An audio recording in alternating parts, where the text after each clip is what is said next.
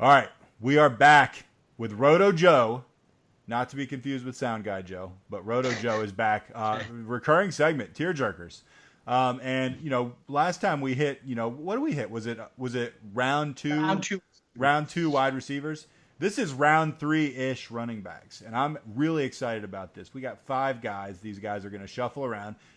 All the smart minds agree you should put your guys in tiers, but the smarter minds agree once they're in tiers, you actually got to rank them. You can't just be like, yeah, these guys are in a tier. You got to, it comes up and 4 of the guys are on the board. You actually got to pick one. So newsflash, folks, you actually got to rank these things. The candidates, Christian McCaffrey, Joe Mixon, Jay Ajayi, Alex Collins, and Derrick Henry. By the way, have you guys seen that picture of Derrick Henry next to Deion Lewis? Amazing. Going around. Good God. It's like Andre the Giant or something standing next to like my kid. All right. Let's get right into it. You want to start us off, Joe? Who do you have at the top of this at this round 3-ish running back group?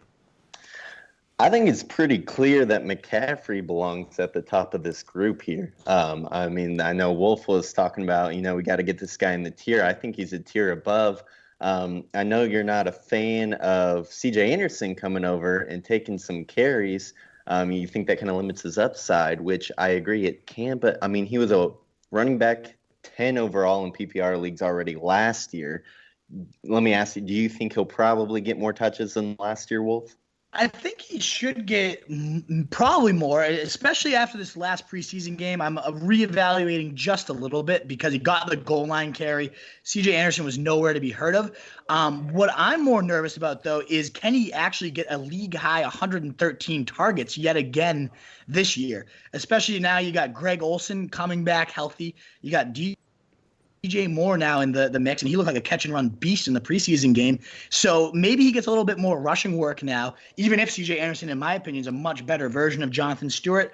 The fact that he wasn't playing, he was playing deep into the fourth quarter and didn't get the goal line touch early on tells me maybe I shouldn't be as worried about CJ Anderson, but I can't pretend that I'm not worried about these other targets. There is a stat out there about with Greg Olsen in the lineup, that Christian McCaffrey's PPR numbers go from 5.9 receptions, 8.1 targets, and 0.44 receiving touchdowns a game, 43.8 receiving yards to go with that, 16.1 PPR points. What it really boils down to, the RB11 without Olsen, as compared to 3.9 receptions, 5.7 targets, a significant drop there, 0.14 receiving touchdowns, huge drop in the receiving output in the red zone, and 36.7 receiving yards. So that goes down to 12.2 PPR, which is the RB20 with Olsen in the lineup. Plus now, again, DJ Moore, all those other guys.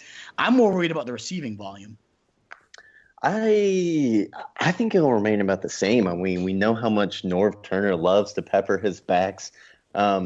Even if he's not an every down back and CJ does get in there, I still think McCaffrey's in the top of this list. I think he's really neck and neck with your boy out in San Francisco over there, McKinnon. I blanked on his name for half a second. Yeah, I think those two backs are very comparable.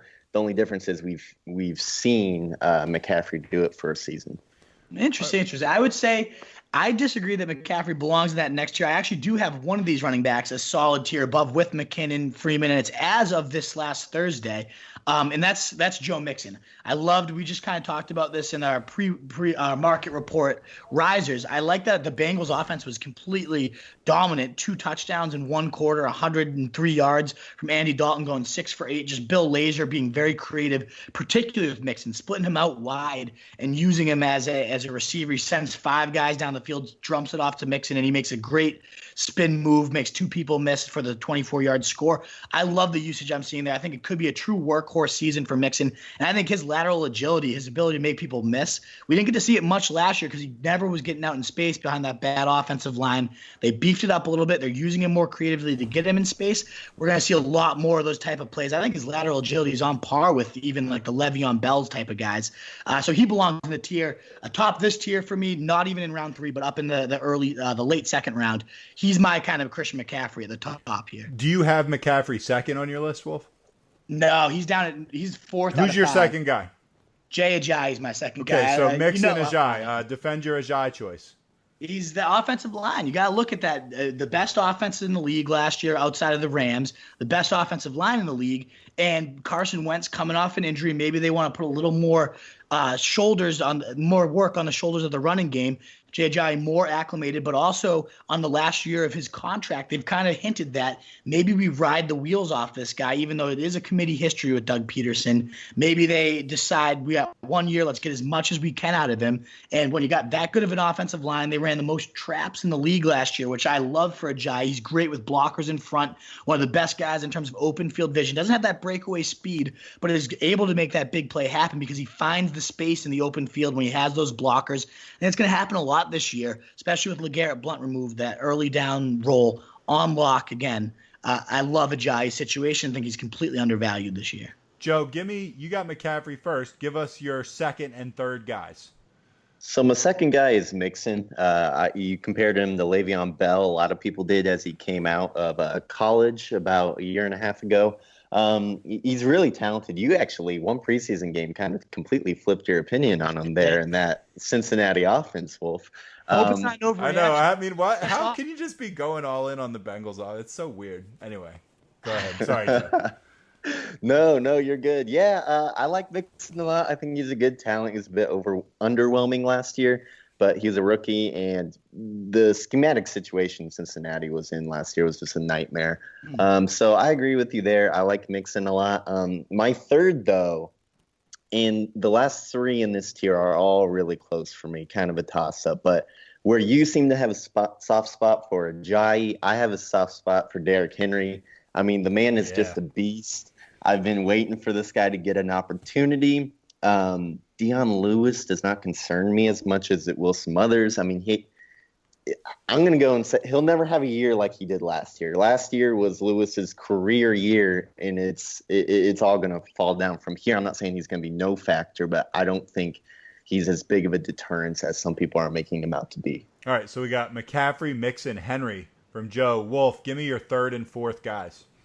I'm going Alex Collins at number 3 here, and he was at the bottom of this list last week, but I've seen new reports that Kenneth Dixon's on the roster bubble after his next injury. I think a hamstring at this point. I mean, the guy's never on the field. That was really the only roadblock I thought between Alex Collins and just that high-end RB2 value that we saw all last year. I mean, this is a guy that got the highest rushing grades by Pro Football Focus as a pure running back, and is now playing again in Greg Roman's run-obsessed scheme, thrived in it last year. And if we get Joe Flacco, again, having far and away his best camp, this offense now with John Brown, Michael Crabtree, some real weapons on the outside for the first time in a while, the overall offense gets a little bit better, and Collins maintains that high-end rushing ability and this very run-centric scheme.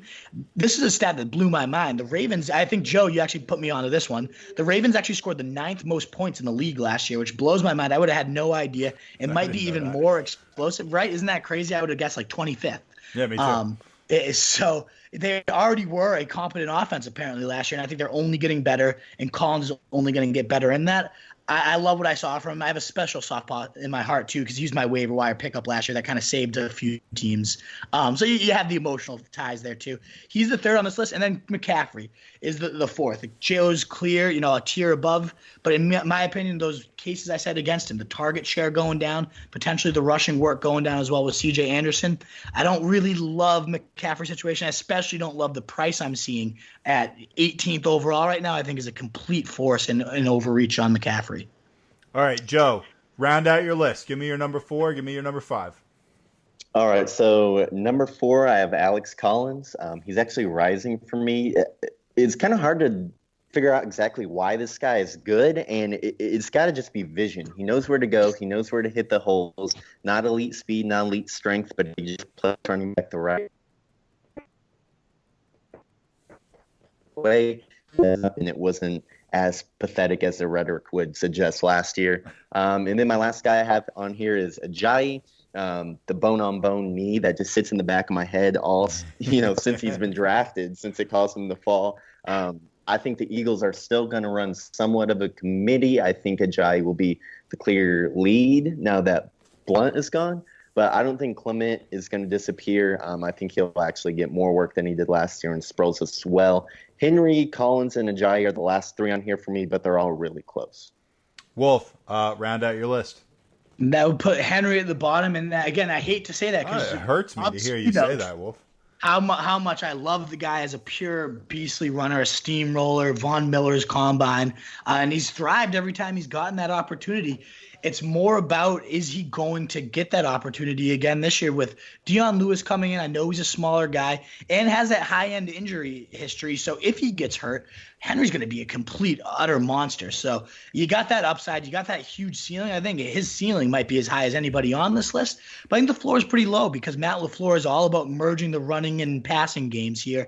And Henry's a decent receiver, underrated in a little bit of ways. But if you got Dion Lewis, who's extremely good as a receiver, I mean, led the league in receptions per game a couple years ago with the Patriots out of the running back position, you're going to use him more often. So I'm nervous that Lewis kind of inherits most of the total yardage. Even if Henry is a touchdown beast and gets a lot of scores, I could see him trailing Lewis in total yardage unless there is an injury. But ultimately, I love the line there. I like the situation. All these guys are very close, and I'd be happy to have any of them on my team. If I start seeing – there's a couple training camp reports that Henry's been splitting out wide and doing things creatively. If I see that on the actual field, he was pulled on all third downs in the early preseason game and no receiving usage at all. If I start seeing that a little bit more, I might alternate my tune here. But that, at this point, locks him down in the basement for me. All right, quick recap. Wolf going Joe Mixon, Jay Ajayi, Alex Collins, Christian McCaffrey, Derrick Henry. Roto Joe, and correct me if I get this wrong, going McCaffrey, Mixon, Derrick Henry, Alex Collins, Jay Ajayi. So differing opinions on this list, guys. This is why I like tearjerkers. And let me ask a quick question, Wolf. If Dion Lewis had signed with Philadelphia instead of Tennessee, would Henry be higher on this list for you? Oh, 100%. Henry, before Lewis or anybody else landed there, was my 12th overall player. I had him first rounder, going monstrous numbers. You know, Matt LaFleur loved that workhorse with Gurley last year, but he's also used committees a lot in his history too, and now he's clearly going to be using that. It's true. It's true, Joe. When DeMarco Murray left, there was like this 2-day span where the Wolf was just like, you know, the equivalent of just, I mean, he was just in a state of permanent ecstasy for like 48 hours. We all were, right? Costco to pick up paper towels in bulk because I just didn't have enough cleanup materials. It was unbelievable the way Derrick Henry was making me feel. It was great. Yeah. But it really blew for me that Lewis had to go there and kind of muck up and make a committee out of it.